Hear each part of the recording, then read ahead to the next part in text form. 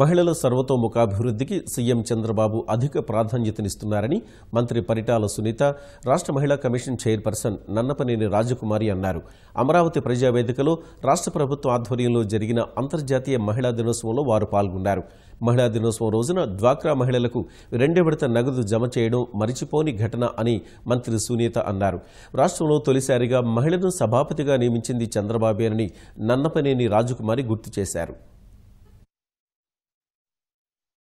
అన్ని రంగాల్లో మనం కింద సైకిల్ దొక్కే దగ్గర నుంచి పైన విమానం నడిపేదాకా అన్ని రంగాల్లో మనమే మహిళలే ముందుండామనే విషయం మనమందరూ కూడా గుర్తుంచుకోవాలా.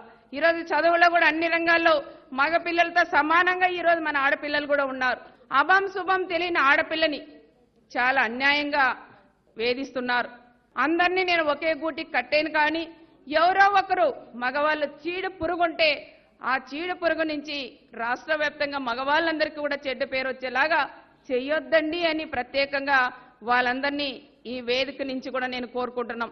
ఏ ముఖ్యమంత్రి మహిళలకు గౌరవాన్ని ఇచ్చారు, ఏ ముఖ్యమంత్రి మహిళలకు దిశా నిర్దేశించారు అనేది ఆలోచిస్తే చంద్రబాబు నాయుడు గారని ప్రతి ఒక్కళ్ళు కూడా చిన్నపిల్లల దగ్గర నుంచి పెద్దవాళ్ళు, యువతులు, మహిళలు, వృద్ధులు కూడా అంటారు. ఎదురుగా ఉన్నారు ప్రతిభాభారతి గారు. ఆమెని ఆంధ్రప్రదేశ్లో మొట్టమొదటిసారి ఒక మహిళా స్పీకర్గా చేశారు చంద్రబాబు నాయుడు గారు. మహిళా కమిషన్ చైర్పర్సన్గా సుశీల్ గారిని నియమించారు మొట్టమొదటిసారి మహిళల సమస్యల పట్ల, ఆ రోజుల్లో ముఖ్యమంత్రిగా ఉన్నప్పుడు ఉమ్మడి రాష్ట్రంలో. ఆ తర్వాత ఉమెన్ ప్రొటెక్షన్ సెల్ అని తేజ్దీప్ ప్రతిహస్తాని సుగుణ ఆమెని బహుగుణ గారిని, వాళ్ళిద్దరినీ కూడా మహిళల్ని ఆయన రక్షణగా మహిళలకు ఏర్పాటు చేశారు.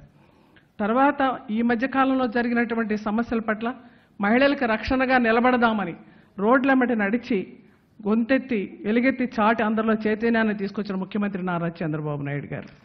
అంతేకాదు రాజకీయంగా, సామాజికంగా, ఆర్థికంగా మహిళలకు చైతన్యం కలిగించింది కూడా ఆనాటి ముఖ్యమంత్రిగా, ఈనాటి ముఖ్యమంత్రిగా చంద్రబాబు నాయుడు గారు.